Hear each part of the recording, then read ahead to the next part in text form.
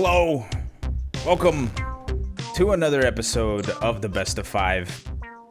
My name is Elon. There's my information, and I'm here joined by the main squeeze, the King of Kings, the man, the myth, the ace, the legend. Okay, my neck can't go any farther. This is Steve, Ace King, Offsuit Jurek. Everybody Hello, say hello to everyone. Thank you for letting us. It is going. It is going. It is going. I agree. That's the best I can give you, folks. I'm sorry. I agree for realsies. Yes, I am Triple H. And I think in honor of that, I should start every episode by coming out here and talking for 20 minutes and saying absolutely nothing about how in this business, about how we play the game.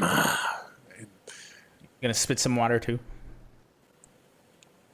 Okay, for the sake of your computer equipment, let's stop there. No, I have monitors that I do not want to get anything on.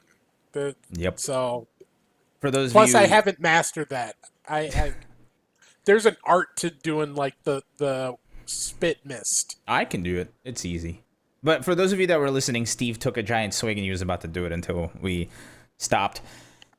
Anywho, tonight on the show, we're going to talk about a lot of stuff, including the absolute tragic early end to the MKX Lives tournament that was happening yesterday.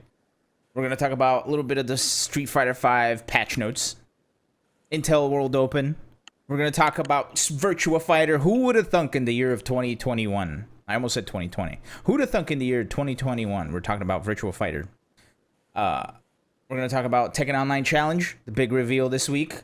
Some trailers, some tournament announcements, among other things. But before we get to all of that, Steve... Do you want me to hit you with the recap? I want you to hit me as hard as you can with that recap. I gotta go get my sledgehammer then. Do it up. So we had a couple of big Street Fighter events this past weekend. Let's kick it off with the CPT. First visit to South America. This is the South America West region, so pretty much everyone but Brazil was eligible for that. And it was Nero the Boxer getting the win over Argentina's Frozen to raise the flag for Peru once again. It's the third year in a row that a Peruvian player gets the win in the online event. So Nero the Boxer has qualified for Capcom Cup. You see Frozen and Self Cool rounding out the top three. Picaro, who's won this event the past 2 years, making it all the way to top 4 this time. But he will get another chance later this year.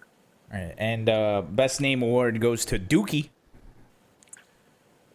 Dookie is a name. There's of all the names in this tournament, Dookie is one of them. Yep, Dookie is sure one of them. Now, Steve, I want to ask you a question. We're going a little bit off script here, but I want to ask you a question. Uh-oh. Do you like the fact that Nero the Boxer is automatically qualified for Capcom Cup as opposed to the non-auto qualifiers? Are you talking about, comparing winner-take-all format versus a points format? I don't mind either way. Obviously, I think there's potential issues both ways. If you go with an auto qualifier only, then you may miss out on the best overall players in favor of one who just happened to have a good weekend. If you have 4 people who win tournaments one weekend and the rest of them they don't get out of pools versus another player who gets second every single time, obviously there's an argument to be made that the more consistent player would be the better player. The other issue is sort of lessened in the world of online events, but in previous years, where you had the total leaderboard format when it's based on total points earned, um, you have this issue where it favors players who are able to travel to events, or players who are fortunate enough to have a whole bunch of events in their particular area. So,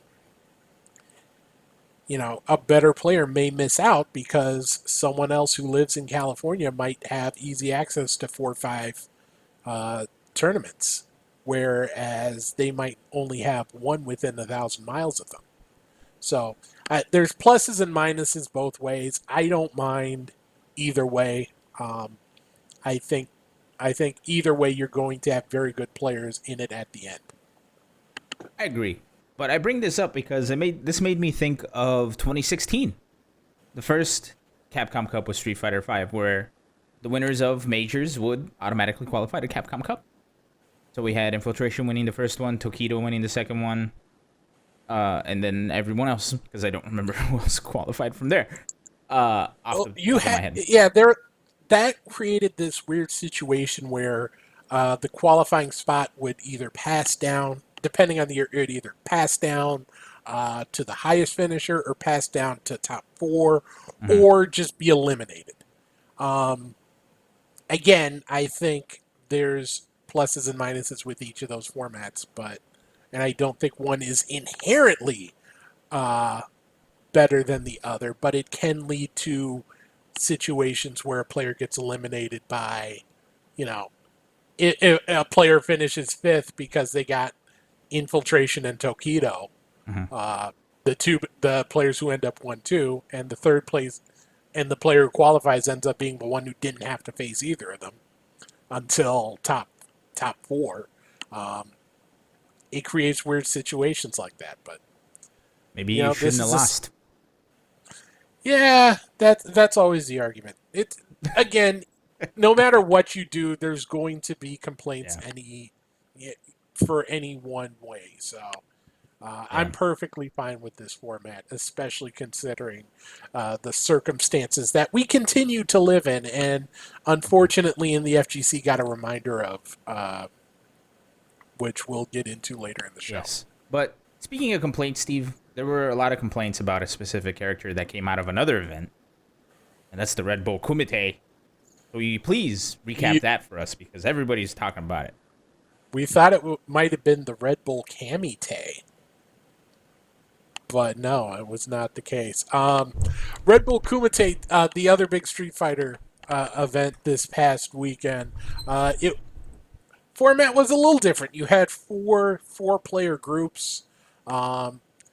The top 2 from each of those made it to the finals, the bracket, which was a single elimination tournament, which I forgot to change my graphic for. So Mr. Crimson is your champion. He and Idom came out of the same group. Idom won 2-1 in the group stage, but Crimson got his revenge in the final with a 5-4 win over Idom to take the title, take the €6,000 first place prize. Bonchan and Luffy tying for 3rd, and then Hurricane, Phenom, Punk, and Takamura all tied for 5th. So apologies for the typo there. I'll be able to fix that for the YouTube edit. Do it. Because I can do that now. You can do that. I can. We'll do it. I will. Do it right now. I can't. Okay. But I'll do it later. Okay. Also, it's super weird to see the names of the people who did not qualify from group stage. Names like, I don't know, Tokido, or Problem X, or Gachikun, or Smug, or AKA Jones, who won the qualifier. Kawano's been playing really well as of late. But, when you have just 16 players, That's Them- all you get. There's going to be blood mhm. at every stage. When you have 16 great players and 8 of them make it to the group or make it to the bracket, guess what? 8 of them aren't. Mhm. So that's the way the uh, cookie crumbles. that is the way it goes. So a big win for AS Monaco's Mr. Crimson, Yeah, sponsored by a soccer team, football team, depending on where in the world you're watching or and I listening. believe this is the first instance of a Dalsum winning a pretty big tournament. It's been a very, very, very long time. Um, I can't remember a Dulcim off the top of my head in this game winning. I it's yeah. I'm racking my brain. I do not Yeah, believe I don't one think has done. I'm trying to think I here. I know. Well, who would be the Dalsums that would win something? Off of the top of my brain, I can think of Commander Arturo, Jesse, Art. yeah. Oh, the Brazilian guy who Berlino? no, the guy, the Dalsum player from Brazil who he either almost or he won the last chance qualifier at a CPT. I can't remember his name. Not Keoma. I cannot Oh remember this man. man's name. Oh well. Uh, Not Berlino. oh well. Point is, it's been a hot minute since we've seen Dalsum up on the big screen, up on the first place, up on the prize money. Danka Diaz is another Dalsum player. Forgot about him. Sorry, Danka Diaz. Danka Diaz. Uh, so big ups to Dalsum. And it was Dalsum versus Laura, which everyone would assume is not a good matchup. So, big ups to Mr. Crimson. Now, Steve, Here. Yes. what's going on this weekend? Well, there's a couple things going on this weekend. There is another CPT event. This one is going to be Brazil's turn. Hmm. First crack for them to qualify for Capcom Cup. There's also sets the ongoing weekly series on the Capcom Fighters channel on Monday. Players for that have yet to be announced. The big one that will kind of catch my eye this weekend. Look Alive. That is Mm-hmm. the sort of collaborative event being run by Combo Breaker this year. It's going to have exhibitions. It's going to have some combo video content. It's going to have merch launches. It's going to have comedy sketches, including our very own Sharpie. So there's going to be a lot going on that. Check that out this Saturday and Sunday. Yep. Didi Mokov! Yes, Diddy Mokov, thank you. I was going to bring that up. I was waiting for you to finish. However, one more thing to note is today, Rick has tweeted that more deets are going to be coming out tomorrow regarding Look Alive. So keep tabs on Rick Tejado's Twitter and Combo Breaker's Twitter. But yes, Diddy Mokov. Thank you, Big for Lil, in the chat. I can sleep soundly tonight. All right, Steve. There was one more event that we were going to have a recap for.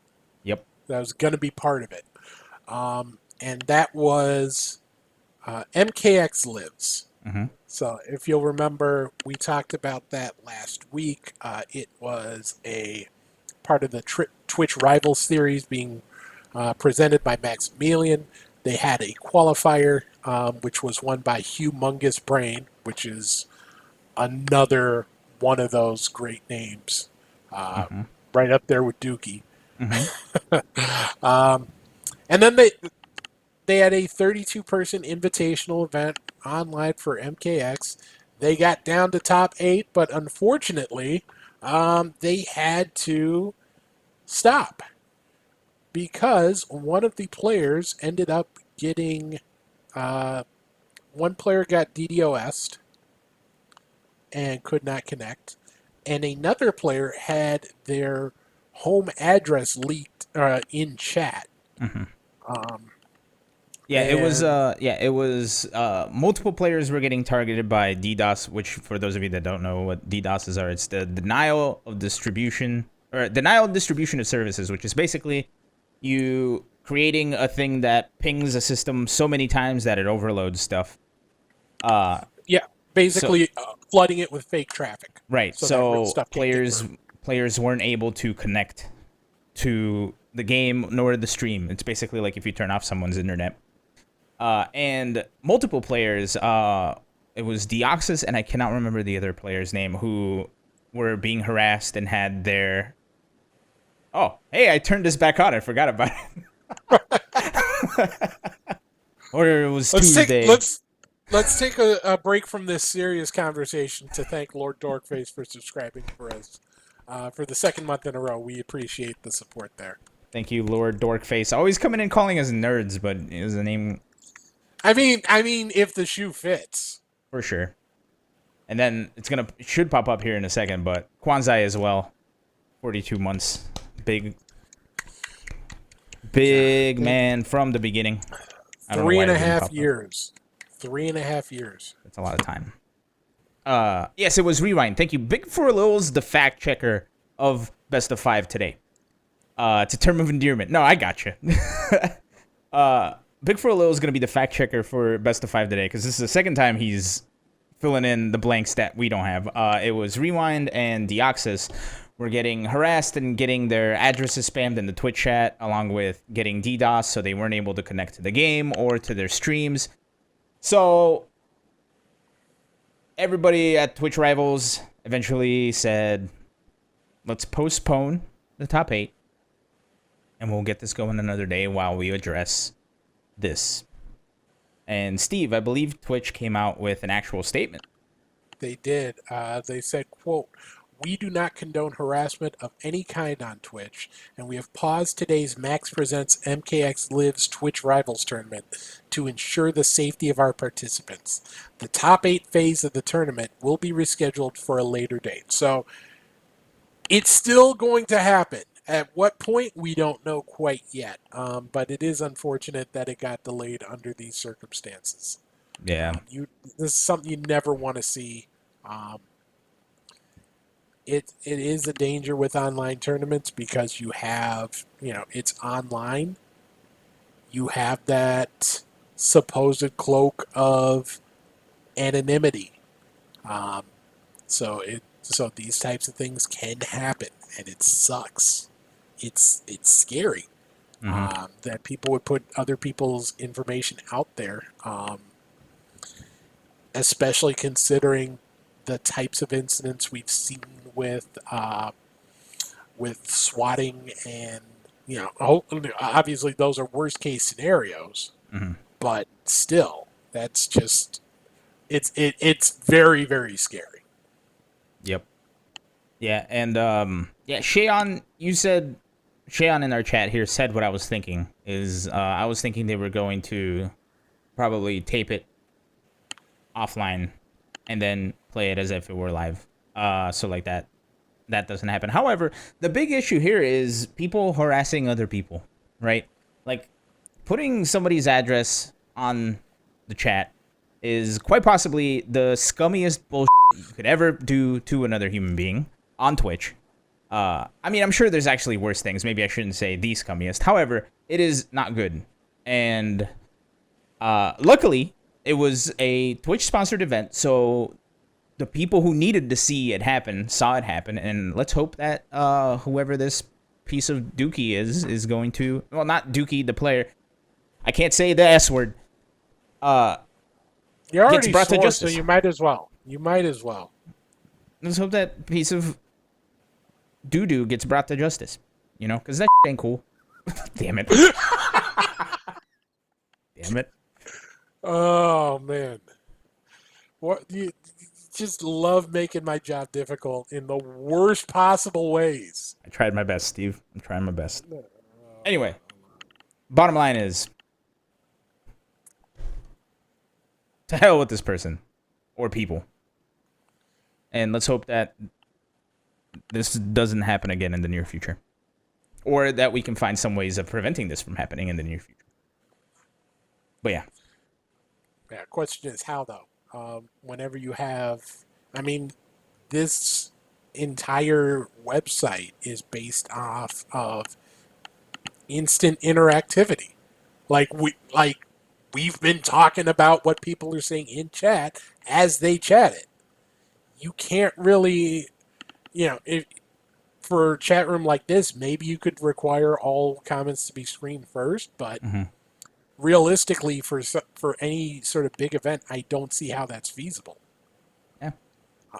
I don't have the answer to that. Hopefully Twitch racks their brain and they come up with an answer. But yeah. Yeah, I guess it's... Yeah, so Shayon is saying that DDoSes have happened in other Mortal Kombat 11 streams as well. So... it's a crappy thing to do. And... yeah, I don't know. Yeah, I don't know what the solution is. I hope the bigwigs over at Twitch are coming up with something. But man, yeah, I had no idea that's what... And this is the thing, it's like... You have a lot of people that are saying, oh, the NRS community is so toxic, blah, blah, blah, blah, blah. Or, like, I'm sure other people who have never... Or who, like, follow Twitch rivals but aren't necessarily in the FGC would see something like this and think ill of the FGC in the whole. So it's like... This looks bad on everybody involved. And it's all because one person decides to be a piece of... You know? So, it's frustrating. However, it hopefully with the ability to postpone, like Max said in the stream, like luckily enough for them that they stopped at top 8.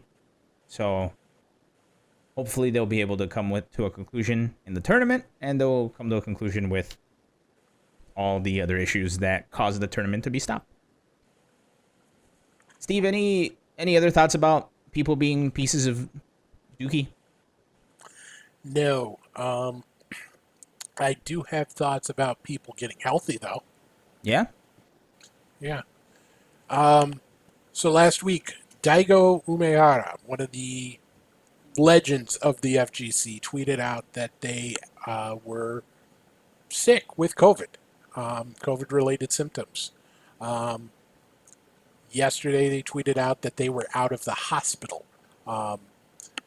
He went on a live stream to talk about his experience, and he said it felt like hell. It felt like his fever was up to 102.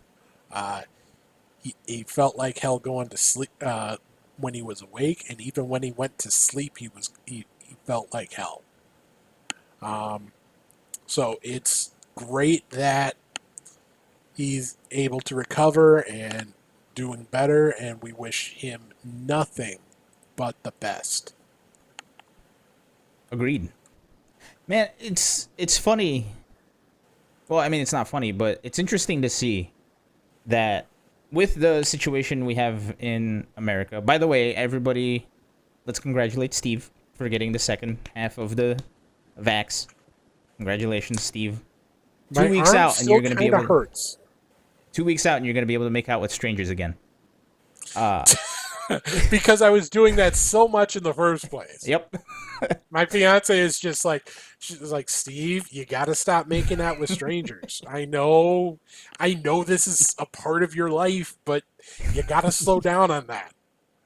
I don't know how many times we've had that conversation. I'm like, I got to make out with strangers. I'm sorry. I got to do it. She's like, no, you shouldn't.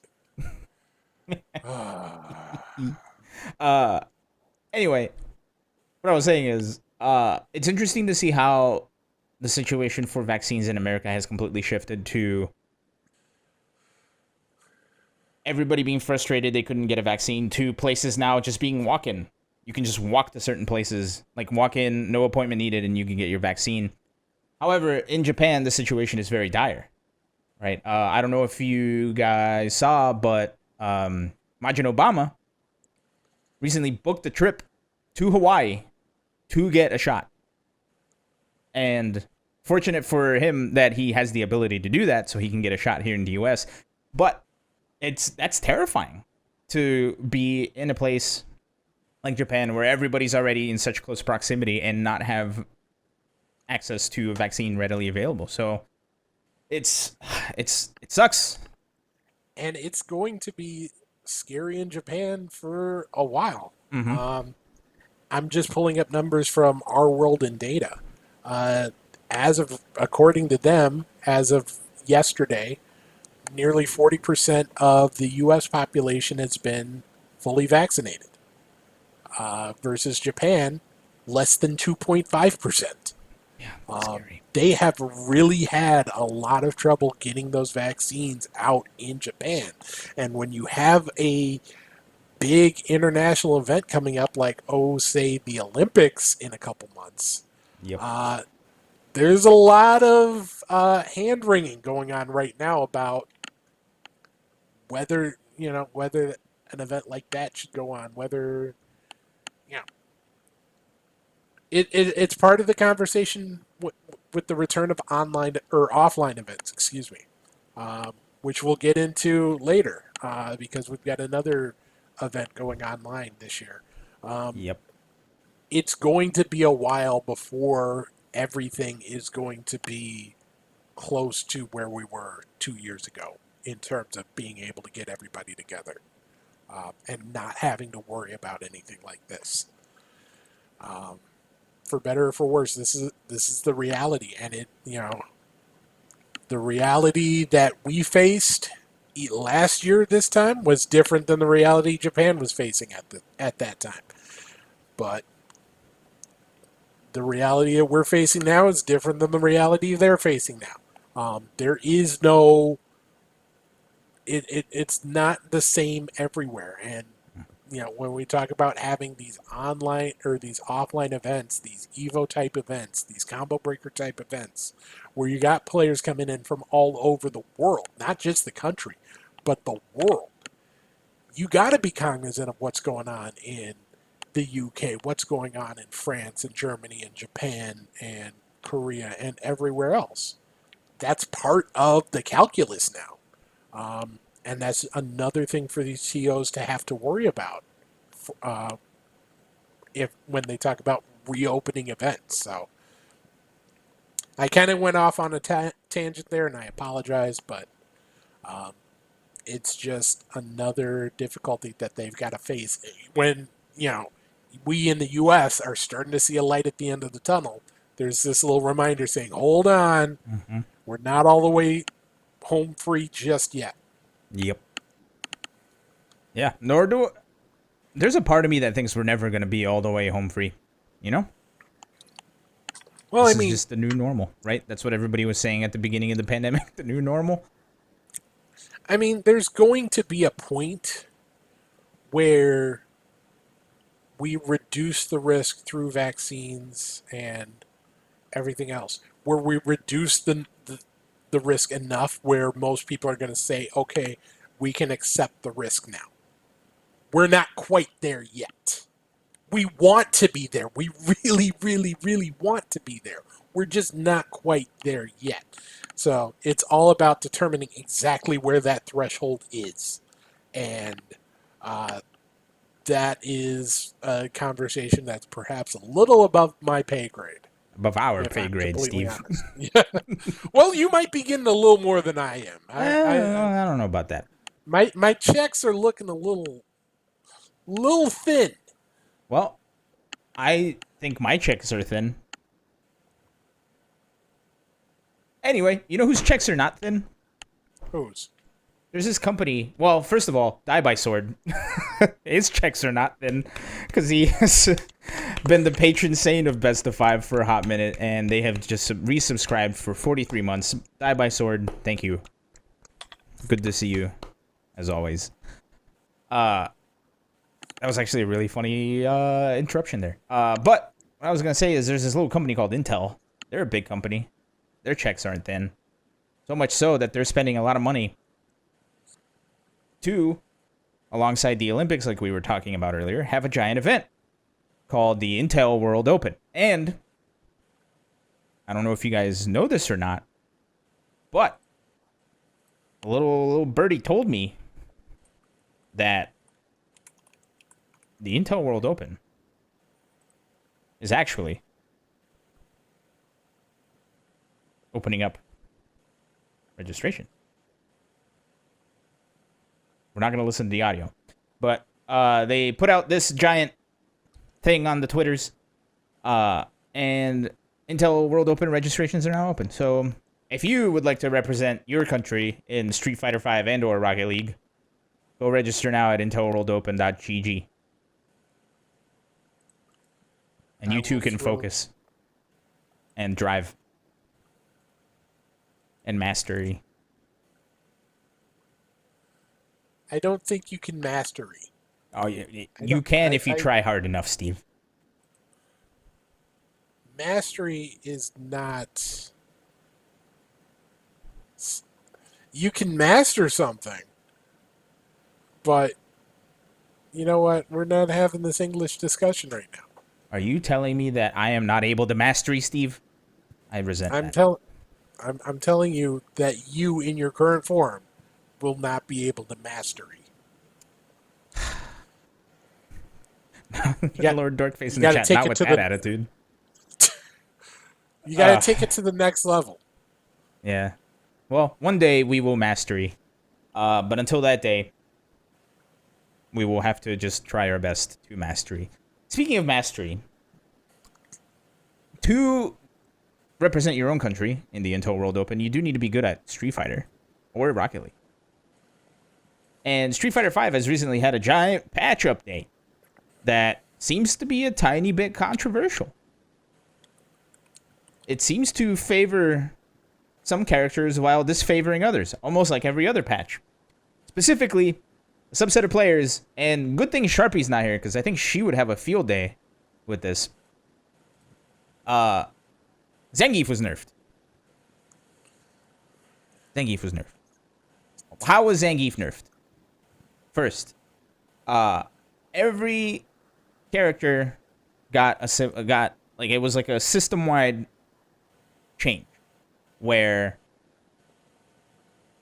V-shifts were used to get away too easily, and there were a lot of OSs from people who were using V-shift, and it was regarding grabs. So the V-shift system was changed slightly to where certain moves that were throw invincible are now no longer throw invincible, specifically because of this change. One of those moves being EXSPD.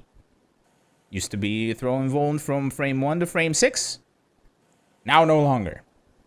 And the reason is, if Zangief woke up V-shift and did EXSPD, even when the developers did not want this to happen, he would still be able to grab people and do the EXSPD off of V-shift. So that's why that patch is the way it is. And it also inadvertently buffed a lot of zoners. So zoners seem to be a little bit on the up and up on Street Fighter V, which is interesting because they've been not so great in the rest of the game's lifespan. So we'll see what happens in the near future. Steve, do you have any thoughts on the Street Fighter V patch? Is there anything that stands out to you? So the one that kind of surprised me, the one change is that Dan actually got a nerf. Mm-hmm. Sad. Yeah. Where basically he and this was actually hidden tournament. Where he has an infinite, or now had, past tense. There is now a random chance that his fireball will be his crummy Go Hadouken, which if that comes out, you can't continue the infinite after that. Mm-hmm. Which I understand why they want to get infinites out. I feel like Dan should be the exception because it's Dan. I totally understand not wanting any of that in the game. But my counter argument to that is, come on! Come on! Well, And my second point is, dude, come on. My third point is, I would be kind of pissed if I had to sit there for 50 seconds while I just got infinited on until time over. I don't know. I kind of agree with Capcom on that point. However, the Dan Infinite is still there sometimes. But yeah, it's a really weird thing to give to a character. Just randomly, your fireball might not be what you expect it is. Ooh. Sorry, yeah.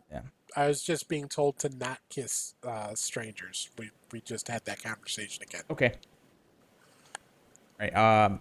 That's that's your battle to fight, not mine. Oh, I'm dragging you into this, Alon. You are firmly entrenched in this discussion now. You brought it up. It is your fight as much as it's mine. RIP. Speaking of RIP, which stands for Rest in Peace, ECT 2021 came out with a big announcement today. And that is... Also, by the way,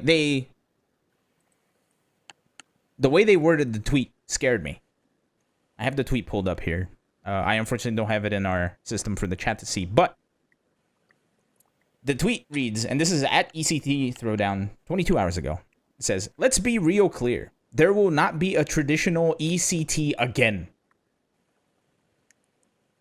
Now, what they mean is this year again, but the way it writes, or the way it reads, is like it's never happening again ever. Goodbye. With that said, they have big plans for what they're going to do this year. And those big plans involve 4 months. 4 months. 4 full months. Four. Quattro. 4 Yon. 4 full months of online tournaments and events, ending in a hybrid studio show featuring in-person exhibitions. And it is all powered by they have a music label as their partner, Roadrunner Records, and they've always had them. Yeah, that's been a very strong partnership between ECT and Roadrunner. I think this is the third year going now. I know L.I. Joe is really big into a lot of the bands that were on the label. He reached out like, "Hey, can we work together?" And they're like, "Sure." And yeah, Roadrunner is actually on Twitch now. A lot of stuff has come out of this partnership, which was unexpected. But as you were saying, so with the events, they have something now called the ECT Community Throwdown. So the East Coast Throwdown Community Throwdown series. It'll consist of 30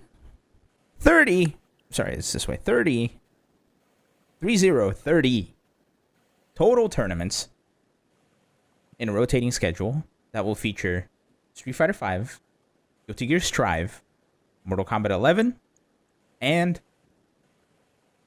say it, Steve. Tekken 7. Tekken 7. Thank you for letting me be a part of that moment. You're welcome. Each tournament, this is on their website, by the way. If you go to ecthrowdown.com, this is on their website. Each tournament will be free to enter and have a 500 smackaroo prize pool paying out the top 4 places. So that's a total of 15,000 smackaroos in prizing. That's crazy. It's a lot of money. And they're also collaborating with a lot of TOs like TSB, NYC Tekken, Kaza, to bring an exceptional experience to everyone. And they're going to have more info, including eligible regions and platforms and rules and stuff coming within the next week or so. That's crazy. I already thought it was kind of crazy when we had, like, what was it? It was like 3 weeks of Anim Evo, right? Where every weekend was a different set of ridiculously large number of games. And now we got 4 months of East Coast Throwdown. So that's exciting. That's an exciting undertaking that they're doing. And if you read the rest of the statement, they also thank the community and everything. And that after I read the statement was when I figured out that they will try to bring the event back in 2022. So it's not like how I read the tweet where it seems like they were never having ECT again. So big ups to ECT, man. That's exciting. So what's interesting is my big takeaway was that they had to make the call in February of this year, whether to run or not. Either lock in. The exact wording they have was, quote, there was a tough choice to be made when it came to our venue contract that forced an early decision to reschedule for 2022 at a manageable loss or keep our date with the huge risk of being financially accountable for our contract in full. Mm-hmm. So that is difficult that decision. And I mean, this was a tournament that ran in September or excuse me, October. Mm-hmm. So they had to make that call 8-9 months out. Yep. When you're talking about the return of, when CEO comes back, when Combo Breaker comes back. Well, obviously CEO's doing something in December, but when you're talking about that traditional June date, you've got to make those calls 8, 9, 10 months out when you're talking about these events. So there's still a tremendous amount of risk even now when we're talking about live events for next year. So it's very, very difficult. That's why Jabali and Shinobi with CEO and Climax of Night respectively. Even though we're talking about events in November and December, those are still pretty big risks to take right now. Yep. Agreed. But yeah, and this is the world we live in. And it sucks for TOs, right? Because for a lot of these tournament organizers, they already don't see a big return in tournaments that they create and manage. So now they even have a financial burden of trying to manage losses on top of the already manageable losses that you take on while running a tournament is incredibly ridiculous. But big ups to ECT for making it work. This sounds amazing. I can't wait to see how this gets fleshed out. So looking forward to that one. Steve, I think it's time. Is it time? I think it is time. It's time. It's time. It's Vader time. Wait, no, wrong show. Sorry. I don't know who Vader is. You don't know about Vader? I know about KOF. Team This cool. Oh, wait a second. Is this a Metal Slug stage? Okay, that's pretty badass. Have you never played Metal Slug? Thank you, KOF 15, for your trailer. But now we're talking about Metal Slug. Are we? I thought we were talking about Big Van Vader. Go play Metal Slug. And then go play Metal Slug 3. That'll answer all of your questions about that stage. Skipping 2? Just Yes. don't care about 2? 2 was off. 2 was off. But anyway, another week, another KOF reveal. Now they're revealing 2 characters at a time, and that was Team Ikari. So, big ups to all your Clark and your Roy Jones mains out there. This is sort of the, once was, okay, we skipped a week and now we got to catch up. Now it's getting to the point where, they looked at the calendar and said, oh crap, we got to pick up the pace here if we're going to get all these reveals out on time. So, how do you feel about these two reveals per week now? Metal Slug is one of my favorite games, and I'm happy that it's a stage. Back to you, Steve. Wow. Wow. Okay. Yeah, I think it's nice to see more characters coming out. At a little faster clip because now I don't think people would expect Ralph but not Clark or Clark but not Ralph. So like, okay, we got both of those tickets punched at the same time. Now, next week we could focus on some other character, which is not the stage from Metal Slug. It's not going to be another Metal Slug. Wait. Man. I wonder if they're going to add Metal Slug characters as guest characters in KOF. That'd be pretty cool. I'd be a real big... I would buy 3 copies of KOF 15 if you could play as Metal Slug characters. Straight up. Actually, you know what? If they have the voice actor, you just go, heavy machine gun. Sold. Speaking of sold, Steve, there's another game that's starting to sell so well that they came out with a super edition of that game. It is so super. Which game are you talking about, though? It's so super that they added Street Fighter characters to it. And this is the game I'm talking about. Let's take a gander, shall we? Total strangers. This is the path of my destiny. I like how there's just a dog. Can we go back? Go back, please, to that shot. On the edge of a great challenge that brings together familiar faces. Just everybody, people there. Just pause right there. Just the dog's there, and nobody is saying anything. He's just chilling. Have you not watched Power Rangers in the last decade? No, I have not. Me neither. I was hoping you knew it.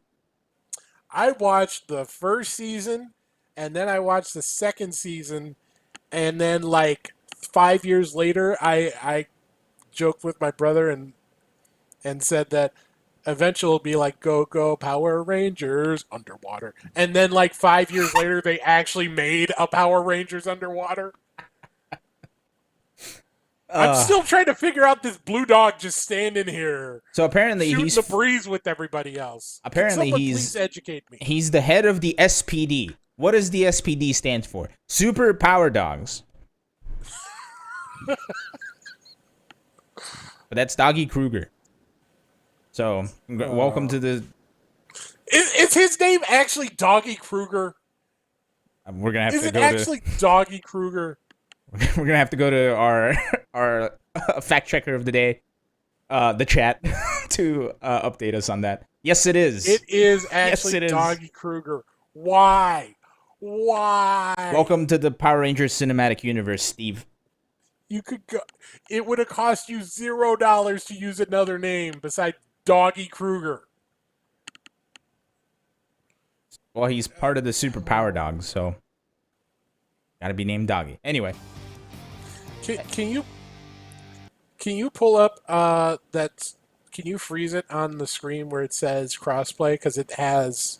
I want to see if it's all of the platforms. Yep. PS4, Switch, Steam, Xbox One, even Stadia. So if you're playing Stadia. So if you're tired of playing Sam Show, you can now play Power Rangers on the Stadia. But yeah, I've been meaning to play this game for a hot minute. I even bought it. I just never touched it. Maybe this is the wake-up call I need. You should touch it. You should get your hands on Doggy Kruger.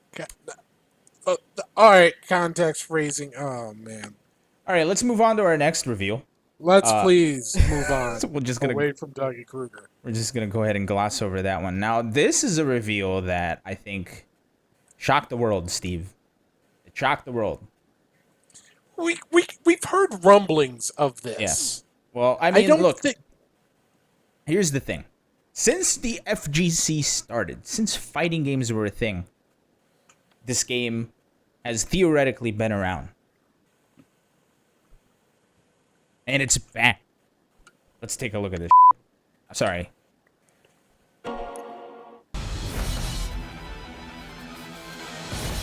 Whoa. It's go time, baby. So here you are. This is Virtua Fighter 5. And it's available next week. Yeah. June Look at that 1st, shenanigans. console exclusive on PS4. Now, let's talk about some of these deets, shall we? Because there are a lot of deets that came out. And this is the big distinction. So, first, I'm gonna leave the PS4 console thing last because there's a lot of lead up to this. First, there's gonna be a stream on Thursday where they will be talking about the deets of Virtua Fighter 5 Ultimate Showdown. It includes new online features like spectator mode, tournaments, lobby systems, and more. No mention of rollback, so we don't know what the situation is with that. New opening cinematics, new UIs, new background music. It's developed by RGG Studios. If you don't know who RGG Studio is, they made a couple games called Yakuza, the new Yakuza, Like a Dragon, Judgment. So that's the developers that are working on this. They're also using the Dragon engine, which is the same engine that they used for games like Yakuza, Like a Dragon, Judgment. Now, here's where the big issue happens.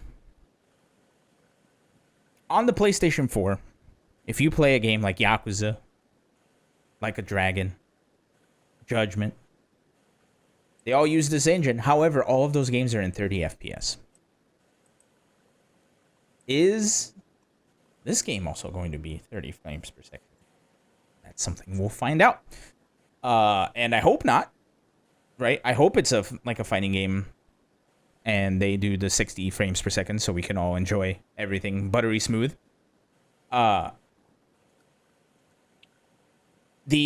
other thing too is it does say PlayStation 4 exclusive depending on where you see it. IGN tweeted PlayStation 4 exclusive. Other media outlets tweeted PlayStation 4 exclusive. RGG Studios Twitter tweeted out PlayStation 4 console exclusive. What does that mean? Does it mean it's the only console it's available on for is on PlayStation 4 and then it's also going to be on Steam? Because other games have had that caveat and that wording. Right? PlayStation 4 console exclusive. So maybe it's coming to the Epic Game Store. Maybe it's coming to Steam. As long as it's not on other consoles, right? We don't know. We're going to have to find out on Thursday. But this is a big, exciting new announcement. All the Virtua Fighter people are excited. And all of a sudden, the fan base for Virtua Fighter has grown exponentially by like 20-fold. Is this going to be another one of those things where everybody's super excited for this game, then it comes out, and a week later, everybody's off of it again?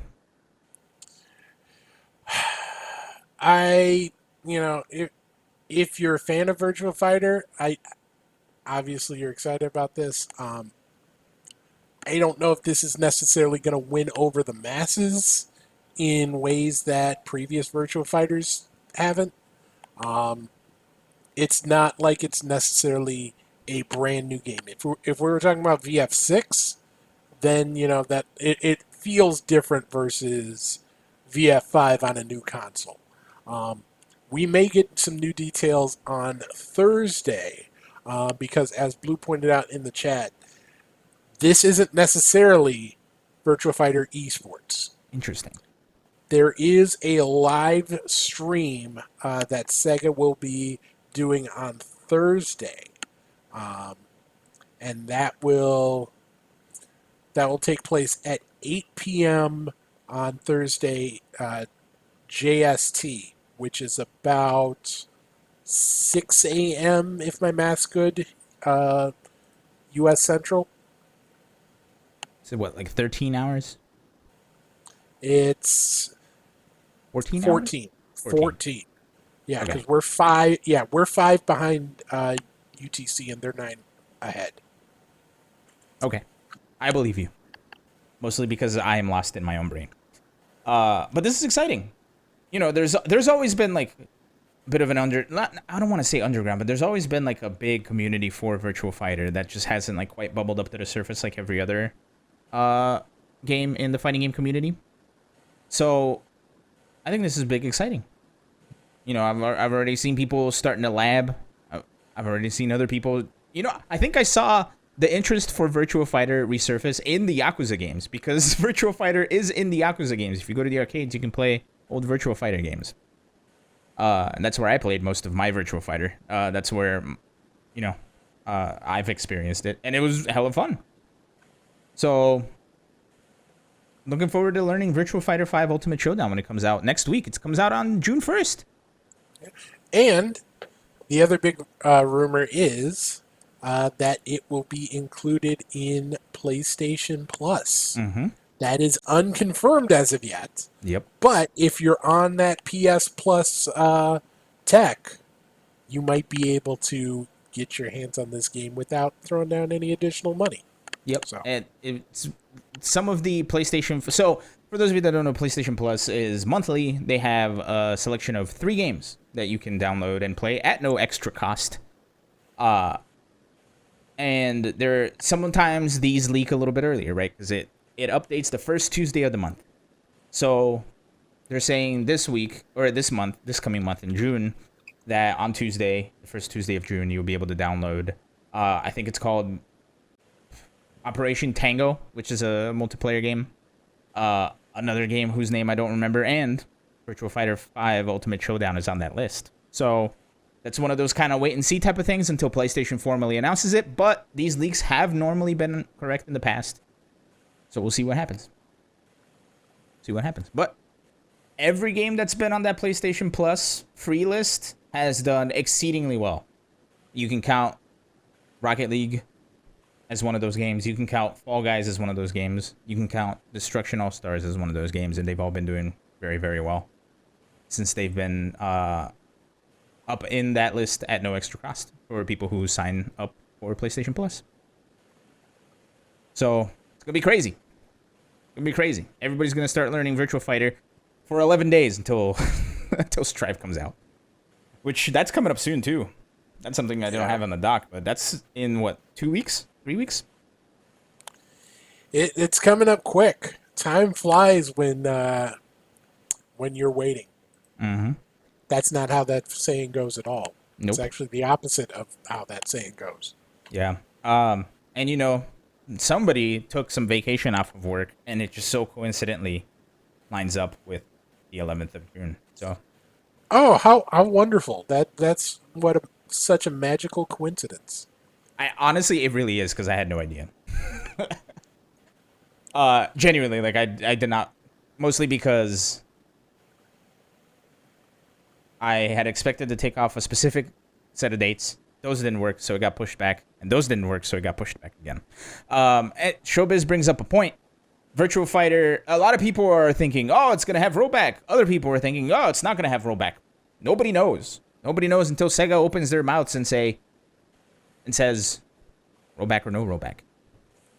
So that's one of those things where I hope they announce it on Thursday. If they don't announce it, then it's going to be one of those, like, oh, maybe there's no rollback, But that's the thing. It's like, Sega is a type of publisher who publishes fighting games without an online right now. So who knows?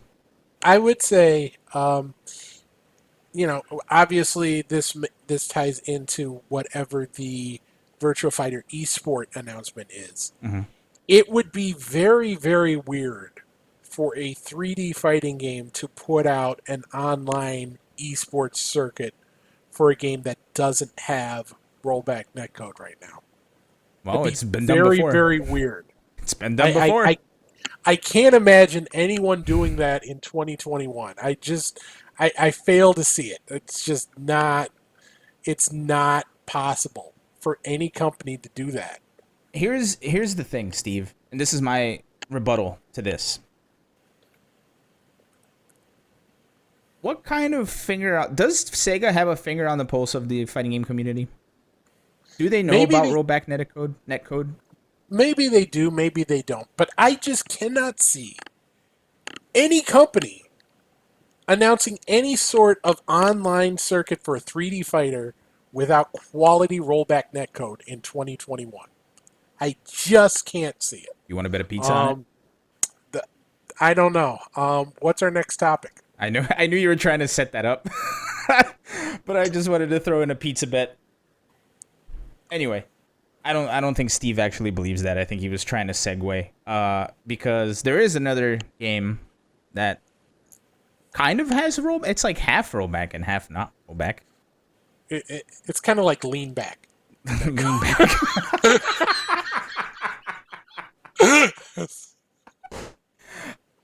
I gotta give it up. That was good. All right. Anyway, it's on that Fat Joe netcode. Lean back. here's the trailer for the dumb thing. Lean back netcode. Oh, it's these guys. Anyway, they've been kind of teasing this all week. I do want to say this, because this is kind of important on this here screen. The return of the Tekken Dojo, coming to all available platforms. If you'll remember, dojo events were introduced in the 2019. I forget if it was 2018 or 2019 Tekken World Tour. Where dojo. Maybe it was 2019. Sorry, go on. So dojo events are. There are multiple tiers of events. There's the regional final. There's the master event. And then there was also the challenger event, which was below that. And then they had what was called dojo events. These were community events that any tournament organizer could apply to, and if they met certain thresholds in terms of entrance, then they could award Tekken World Tour points. And your top 4 results from dojo events counted towards that tally. So if you ran like a 20-person local, hey, you could be part of the Tekken World Tour. And that might entice some players to come out and give the game a shot. It might entice some players to try and earn that 1 point and say, hey, I'm on the TWT leaderboards. Mm-hmm. But those are coming back in this format, which is pretty cool to see, because there's been a lot of online events that have been doing a lot of work holding the community up and bringing them together with the lack of offline events. Yeah. Now, Steve, there's something else that's been going on that I had no idea until I was doing some research earlier this week.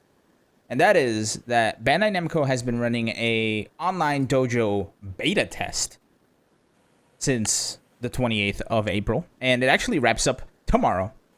And here's some stuff directly from the website, and they're using something called the Esports Tournament Portal. So finally, you can go to one place to sign up for all the tournaments, and then it takes you to specific Smash.gg pages. The only big thing that they're asking everybody to do that I don't think I've seen in the past is they're asking everybody to connect their Twitter handles. So that's going to be something that's interesting. So if you're a player who doesn't have Twitter, you better start making one. But I wanted to read some of this here because this is important. And it's so the beta test, which is wrapping up tomorrow, it's open to TOs and players living in North America who can earn leaderboard ranking points in online dojo held by TOs during this period. Independent organizers in North America can apply for their online tournaments to be recognized on the beta test, which I'm assuming will also transfer to the actual thing. And there's 4 levels of ranking points, much like you said, and it's awarded for, and they begin at just 16 entrants. So if you have 16 entrants in your local, congratulations, you can win Tekken World Tour points, according to this beta. If they change it, we'll see. And they're doing it much like they did the first time around for dojos, and that's they only take your best 4 online tournament results. Yes. And ranking points are awarded from 1st through 9th, depending on bracket size. So if I forget if the cutoff for that is 64 or 96 for the for top 12 getting points. Yeah. If you would like more information, you can click here on the screen. I'm kidding. You can't click on the screen. You can go to the league page for Smash. But anyway, it's exciting to see this coming back in the new fashion. Where was the thing? Oh, there it is. Okay, so this is where we left off. Steve, we need to watch the rest of this trailer. We do. Okay, here we go. It starts on the 1st. Everybody's going to be too busy playing Virtua Fighter.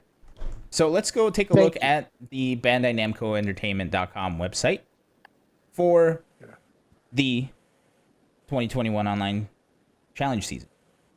Now, So we have... go ahead. When there were one set of footprints through the Tekken World Tour website, that is where you carried me.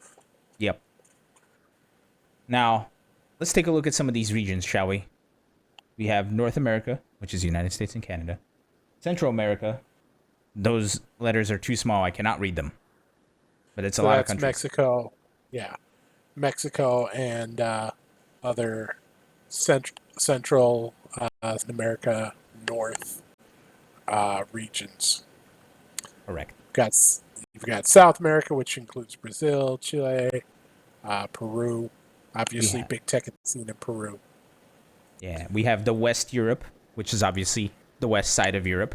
We have East Europe, which is obviously the east side of Europe. Oh, what's this? West Africa. Oh, West Africa and South Africa. South Africa? No. Oh, it is South Africa. Why did I think it was East Africa? Whoops. Well, anyway, West Africa and South Africa are now regions in the Tekken World Tour Online Challenge. That's exciting. We've been people have been asking for this forever, right? We saw the rise of the packet. Sorry, I almost just knocked a giant glass of water over. We saw the rise of the Pakistan scene in Tekken, and a lot of people have been saying that there are other pockets of Tekken gurus out throughout the world. South Africa, as in the geological location. So you see, it's hard to see because the writing is so small. But I wonder if I can. Can I? I don't think I can zoom in at all, huh? I can read it off. Read them off, Steve. Who are the new countries coming to the Tekken Online Challenge? Started with that West Africa, if you would be so kind.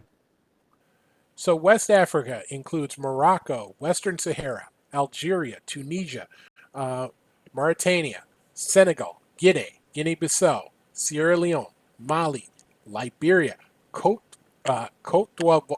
Cote d'Ivoire. I always butcher that pronunciation. You could just say Ivory Coast. You really can't. Burkina Faso, Nigeria, Ghana, Togo, Benin, Chad, and Cameroon. And then South Africa includes obviously South Africa, but also Kenya, Uganda, Congo, Gabon, Equatorial Guinea, Rwanda, Tanzania, Zambia, Angola, Mozambique, Madagascar, Comoros, Seychelles, Botswana, Namibia, Eswatini, Lesotho, Reunion, and Malawi.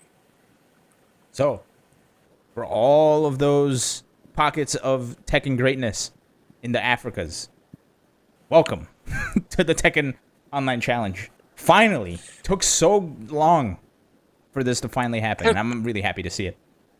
I know, especially the CIV scene, Cote d'Ivoire. Mm-hmm. They have been working so hard in Tekken, lots of games. But I know the Tekken scene has been working really hard to get recognition out there. So I'm really happy to see that they get a chance to shine. Yep. And that's probably that's always my favorite part of these online events, when they go to different regions and say, hey, we know you got some players here. Let's see what you got. Yep. Who's going to be the next breakout region? Who's going to topple Pakistan? Find out on the Tekken Online Challenge. And then we have the other regions as well. South Africa, the Africa region was such a huge shock for some reason. I don't know why I wasn't expecting it. I feel like other people weren't expecting it either. So the fact that it's there is surprising and exciting in a really good way. So I mean, it's not good that it's surprising. It's about time it happened, but it's good. More players, more things, more Tekken. And then we have. You know, go ahead. When you're talking about when you're talking about online events, there's really no reason not to. Mm-hmm. When you talk about offline events, there may be challenges in terms of logistics if you've got to have your people involved. But when you're talking about online events, you don't necessarily have to have the infrastructure to. You don't necessarily have it at someone's house. You can do it remotely. So there's really no reason to go to new places. There's no reason to have countries excluded, aside from perhaps legal issues in terms of Money. gaming laws and Yeah. Now, online gambling laws. If in some places playing video games for money is considered gambling. The other thing that I think kind of irked me about this whole thing is it's not that people in these countries had to play in like the European tournaments or they had to play in the Middle Eastern tournaments. They just weren't allowed to play. It wasn't a region. So they got completely left out. And that I think was the biggest crime of all. So I'm happy to see that it's being that they're looking at it and they're accommodating. So finally we get some African Tekken, especially because we've had those tournaments here and there that really showcase these communities in Africa that have been really amazing at Tekken and at other games too. So I think it's about dang time that we finally included Africa as a region. So big ups, big thumbs up. Okay, other regions include the Middle East. Good, because again, Pakistan still rocking the world in Tekken. South Asia. Steve, can you read the South Asia? I really can't see because of how small the text is. So South Asia, it covers Kyrgyzstan, Uzbekistan, Turkmenistan, Tajikistan, Pakistan, India, Nepal, Bhutan, Bangladesh, and Sri Lanka. How about Southeast Asia? That's Thailand, Laos, Vietnam, Cambodia, Singapore, Malaysia, Indonesia, Brunei, and East Timor. How about Philippines and East Asia? That's Philippines, Taiwan, and Hong Kong. How about Oceania? Australia, New Zealand, Papua New Guinea. No Fiji? No Fiji. How about Korea? Korea. And Japan? Japan. All right. And those are the regions for the Tekken Online Challenge. Very exciting that there's a lot of regions. Also, if you go to the website, the trailer is playing here, and it all starts June 1st. The other thing I wanted to look at is I really like the way they did this website. Because you can see the tournament overview and how they're doing points, right? You can see here, like Grandmaster tournaments, online dojos of a lesser fashion, other online dojos, and then online dojos. So 16 players, you can see the fourth place gets 1 point, third place gets 5 points, second place gets 10, first place gets 25. That's a hefty amount of points. Same breakdown as previous years. So. Well, I never look at it. I'm kidding. That's all I do. That's no. You're the stats man. You're the deets man. But something I do want to... Go ahead. No, you go ahead. Oh, something I do want to point out that I don't think... And this might just be one of those things where I haven't seen it. But look at the bottom left of the screen here. Want to take part in Tekken Online Challenge 2021? Learn how through these downloadable guides. There's player guides that are coming soon, organizer guides that are coming soon. So they're really giving people tools to participate in this thing. About time. I remember when I was first getting into the FGC, the hardest thing to figure out was, how do I go to a tournament? How do I sign up? That information was not readily available. I know for the a lot of the Street Fighter, the Capcom World Tour, or Capcom Pro Tour events, they do have generally a PDF file that you can get that shows, at least the process for logging into online tournaments and how to check in and those sorts of things. I don't know if this is going to be more or less comprehensive than that. But I like that they're throwing in something for organizers as well, and in some way extending the olive branch to say, hey, come on in, be a part of this. The water's fine. Let us make it easy for you to be a part of this. And in this website too, you can see, and I'm sure this will be on this organizer guide, that you can sign up for your locals to be part of the Tekken Dojo event. So go over there to Tekken Online Challenge website, which is BandaiNamco.com / Tekken-World-Tour. There you go. So, big ups to Bandai Namco. What? You can also get there through TekkenWorldTour.com. It will redirect you. Oh, okay. There you go. And they have a results page, so you can see rankings by region. So, that's exciting. But yeah. So, big ups to Tekken, the folks over at Bandai Namco, for working hard and creating opportunities for us to play more video games on the online while we cannot play offline. So, big ups. Exciting. A shame that it's in the same day that Virtua Fighter comes out as the first tournament for this, but you pick your poison. If you like Virtua Fighter, play Virtua Fighter. If you like Tekken, play Tekken. If you like both, sorry. Schedule out your day better. Steve, any final thoughts about Tekken Online Challenge? There's points. This is the first circuit since the outbreak of COVID that has some sort of points and qualification system, which means, second actually, because the first one was the Mortal Kombat Pro competition. But I'm getting back into my groove now. I have purpose again. Back in the saddle, Steve. I have a reason to be. Steve's hopping back in the saddle, everybody. Get back to those spreadsheets, buddy. Sorry, that sounded really mean. I didn't mean for that to come across like that. Steve, we have come to the end of our doc and the end of our show. Is there anything you want to leave off saying to the peeps today? Take care of yourselves and each other. Cool. Well, this has been... Did I just drop a Jerry Springer reference? Yes, you did. In 2021? Oh, my goodness. Yes, you did. Anyway, this has been the May 25th episode of Best of 5. I have been Elon. Here's my social media information. You can follow me on Twitter there.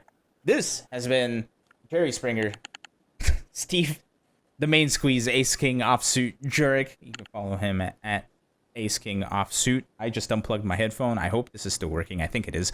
I cannot hear you right now, Steve. I apologize. My headphones have begun unplugged. But luckily, we're doing the outro. So, with all this said, I believe it's time for us to sign off. Thank you for joining us again this week, and we'll catch you next week. Steve, say the thing. Good night, doggy Kimmich. Hope you said it, because I can't hear.